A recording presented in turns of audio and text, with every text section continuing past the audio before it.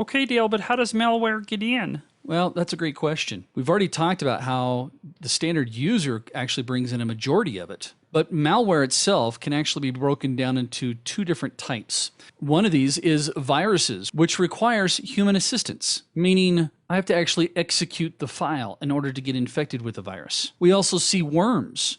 Now, worms are automatic. They typically, as far as propagation is concerned, they don't need any human interaction. That's why they're called a worm. They start squirming throughout your network infrastructure and infecting more and more targets, all on their own. The other type of malware that we see is referred to as concealment malware. And we've talked about some of these. These are ones that actually hide themselves. We talked about rootkits back in system hacking. But basically, the concept behind the rootkit is that it's designed to hide itself by modifying the OS so it's not visible to the end user. The other type is called a Trojan. And a Trojan is simply a code that's been hidden inside of a file that you want to get. And we'll get into more Trojans in the next module. Now, when it comes to malware, this is typically deployed by what we refer to as an insider attack. An insider attack is a security breach that's caused or implemented by someone who's a part of the organization. And that could be an employee, a contractor, or, yeah, believe it or not, even IT personnel, including developers. And the reason why I include developers is because developers have this tendency, or again, it can be anybody in IT technically, they will create what we refer to as backdoors. A backdoor, which we also sometimes call a trapdoor, is simply a hidden feature or possibly a command that allows the user to actually implement a hidden feature. So the application itself would be used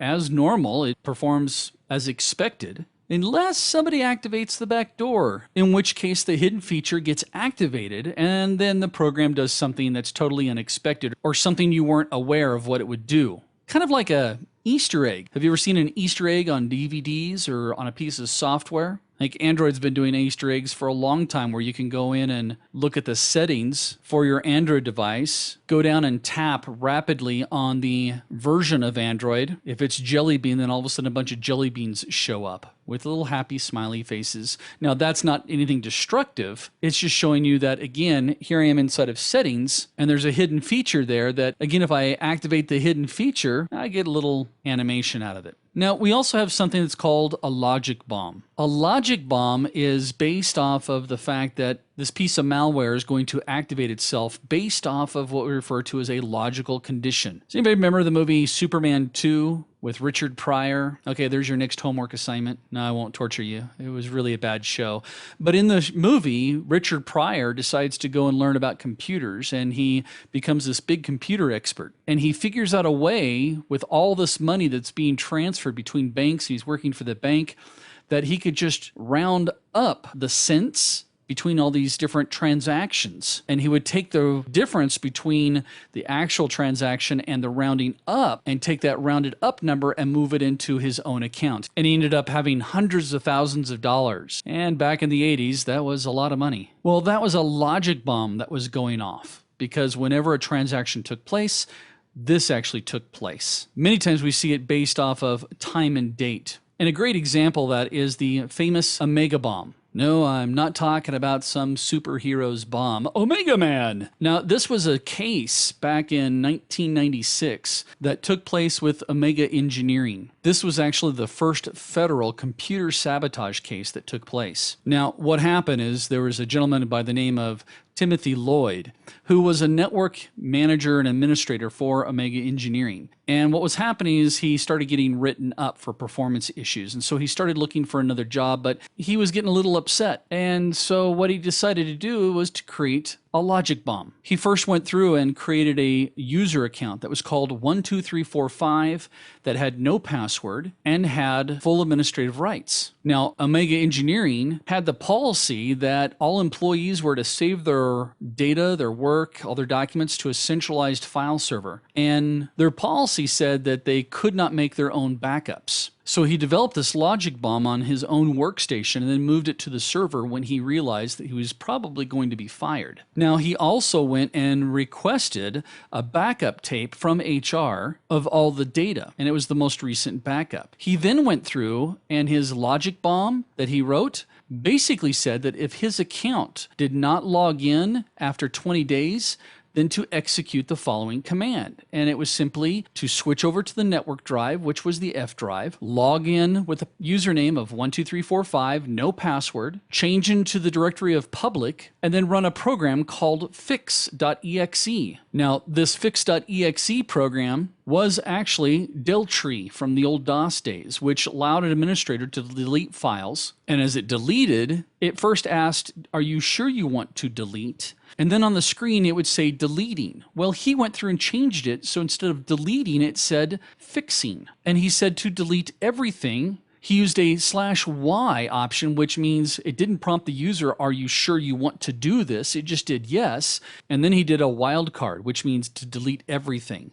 And finally, he issued a purge command, which basically makes it so that the files can't be recovered from backup. And to, quote, cover his tracks, he also erased the backup tapes. Now, here's the real kicker, is Omega Engineering did business with the United States Navy and NASA.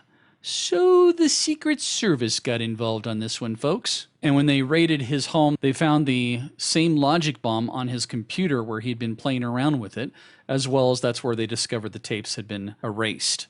Now, financially, Omega spent nearly $2 million to try to repair the programs and lost nearly $10 million in sales, which led to over 80 people being laid off. Mr. Lloyd was convicted of computer sabotage and was sentenced to 41 months in federal prison. Whoa, so how did these pieces of malware get in here? Well, there's several different methods for a piece of malware to get into your environment. One of them is untrusted sources for software. Not just, again, our desktop platforms, but also our mobile devices. Just this week, Apple announced that as many as 4,000 apps were infected by the Xcode Ghost malware product. But when you're searching for a piece of software for your PC, say for example WinZip, are you actually going to winzip.com, or are you just doing a Google search and clicking on the first link? Well, that first link may not be the actual vendor. And so you install that piece of software. And of course, whenever end users see a pop-up like this, they always hit yes. They never hit no. Why? Because they want the software. Another way that we get in is through installation. There are many times that I go to install a program and I always select custom install. I never do a basic. I'm always watching, and I never go click, click, click, click, click, click. I take my time because many times the application or the vendor is generating additional revenue by installing toolbars on your PC, which then can lead to other malware infecting you. Another way is through, again, propagation. Once you get one, I guarantee you're going to start getting more. Another way is simply by not updating or running any type of I call it antiware, antivirus, anti-malware. Antiviruses can't necessarily get all the malware, and all the malware can't get all the antivirus stuff. So not updating that stuff and running it is a huge detriment. Okay, Dale, I believe. Give me a sign. Okay, well, I'll give you a sign. Go look at your processes running on a system that you suspect is having an issue. One, does it have an icon associated to it, or is it just a process that's running? Also look at the description. Any reputable process, when the developer creates it, will list a description with it. Does the application itself or the process running live inside of the Windows or user profile directory? Because guess what? Those directories are accessed by any user on the device. Are there any weird URLs in their strings? Especially if somebody sends you a link. Oh, folks, trust me on this one.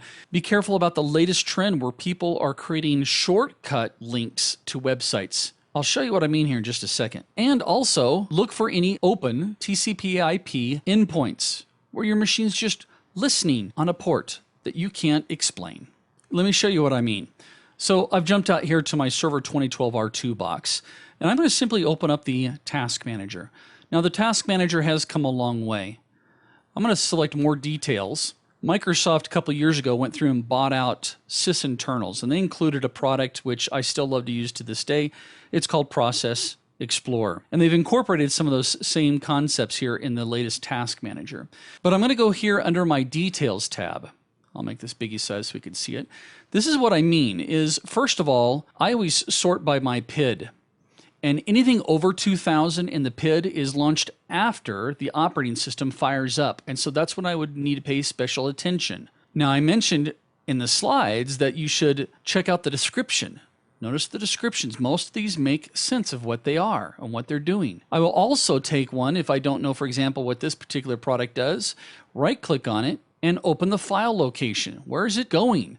Well, look, it's inside of the System32 directory inside of Windows. I might actually even drill into that application by going into its properties and looking at the Details tab, which gives me more information. You can see here it's done by Microsoft, in case they haven't listed anything in the Details tab, or I should say Details column. Now, notice the ones without icons. Well, these are basically applications that are running in the background to support the OS. That's why they don't have a typical icon associated to them. I would be very suspicious if anything above 2000 didn't have an icon.